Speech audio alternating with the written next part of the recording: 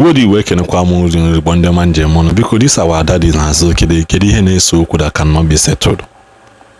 Kedu ihe na-ese that cannot be settled. The issue there is that a lot of things ahapụgo okwu ka a lot of water has gone under the bridge. That is the truth. A lot of waters has gone under the bridge. Monthly gas, Evangelist Ebuka Obi, that is the truth. Image okay na mmadụ sepụtasị oke na ihe mere mmadụ si admit kene that na emere ihe before asịwazi oke kedu ihe mere that thing ji wee mee. That is just the honest, because ọbụna this thing did not happen.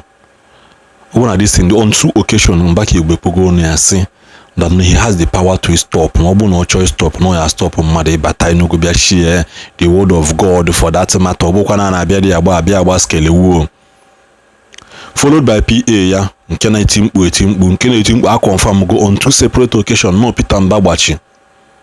So now can the people ebu nna bụ na-ekwu this time of 10 ngwanụ nọ pụta no bịa si oke na ihe mee no so that ka mara ebe aya akwụ at the end of the day enwere onye ya ejide nwu ihe mere edeji wee ebe enwe ya. So on that note, the end of the video, this our brother, he is also a soldier in the battlefield based on Christianity. Gotano milo kwa kuno nuko si ezi nkia kodikwan.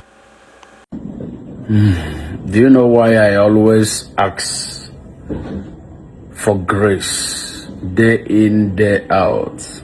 Because I know I'm a target. And the enemy always look for a way to pull me down, either by words or by action. I don't know why people on the pew, the prophets, the reverend, the pastors, the prophetess, refuse to understand no matter what you do here on earth, love first. Without love of God in our life will be in shambles. Without love of God in us as a minister, forget about whatever that you are doing. Your vision, your prophecy, your way of administering to people is zero. Onye enweghị love na-ekwensu ofu onye. Sometimes enjoy ka ihe a na-azọ.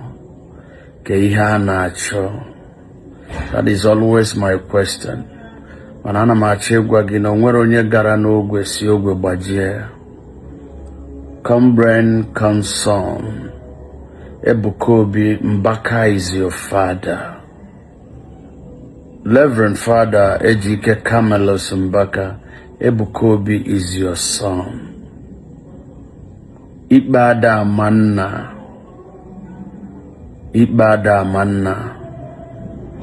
Nwa na nna na-enwe nsogbu nwa ga-ejekwu nna. O nwere ebe anyị nọ bido ndị mmadụ mara gị ịgọziri m sị m gaa mba ọfụma na I'm doing well. Onye mebe ọfụma ọ ga-elozọ nna ya. Ihe ga-ajụ onwe gị Evangelist Ebuka nwanne m, ihe ga-ajụ onwe gị ka ihe na-esenụ onwe problem mụ na Mbaka nwere. Inelu onwe gị anya, ikwene ka ego baa gị ime, ikwene ka pride control oyi. Jụọ onwe gị question in a closed door. Answer yourself. Are there too bad as I'm returning back to my father? Father, onwe ebe mmele ya emeteghi ya, I'm sorry. Nne nwe anya si ya, before ị na-abịa agbahalogo gị. Ka ekwensu ju abịa na nọ in between these two body. Maybe be ife. Or this year ka the body of Christ na ndị mmadụ ga-ama ọkụ ya. No. Unu niile wu mmadụ with different gifts. Ewepụ ịfụnanya ka ihe ọzọ follow. The enemy of a great minister will crowd and the followers. If you allow your followers and your bloggers and your medias to keep writing for each other, ekwu asa Kezi haga kuzilendozo. That is where I'm weak. But by the grace of God, so many great men in the past.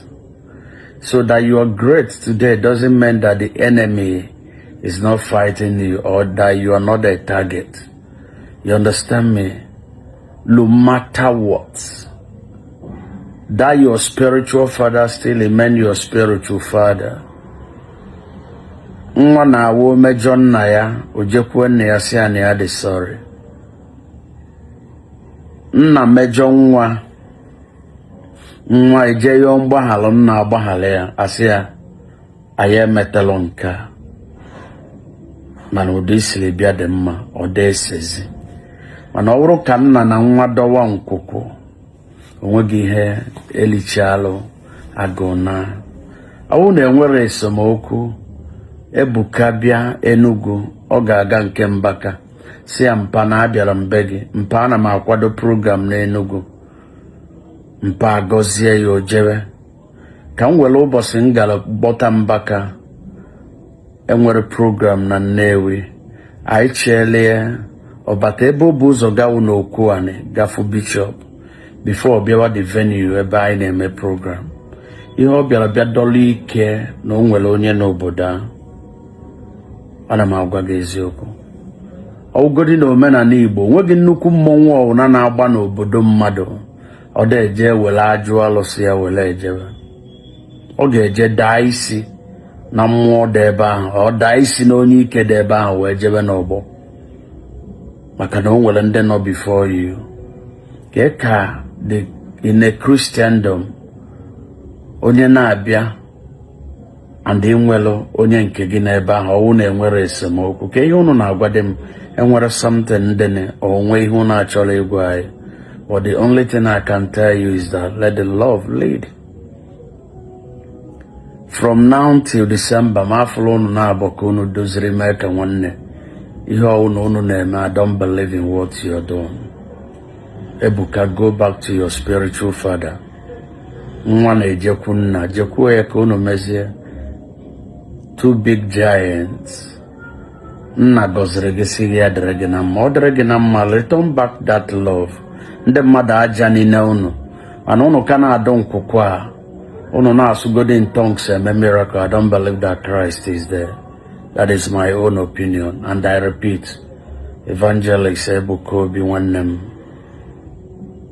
anụrụ m ihe Mbaka kwuru na mbido okwu ya ahụrụ m gị n'anya ihe a na-esenụ onweghị ihe a ị na-azọ na-ese na onwere ihe na-ese na ahụrụ m gị n'anya and ọwụrụ taa ka ị mara Fada Camillus Ejike Mbaka onye ọna ma nna ya ukwu ma ụdị nna ya ukwu siri dị onye ọna mụtakwa na nwa ma ụdị nwa ya siri dị. I urge you, I cannot reach you on phone but I can speak through this media. Evangelist Onyeka Obi Ezuchukwu say Evangelist Ebuka Obi nna na nwa dozie mana unu si na unu ga-adụwa nkwụkwụ ihe unu na-eme without love onye ada eje ụka ka unu mma. I rest my case. I love you. Maka okwu ekwusi aṅụ iyi.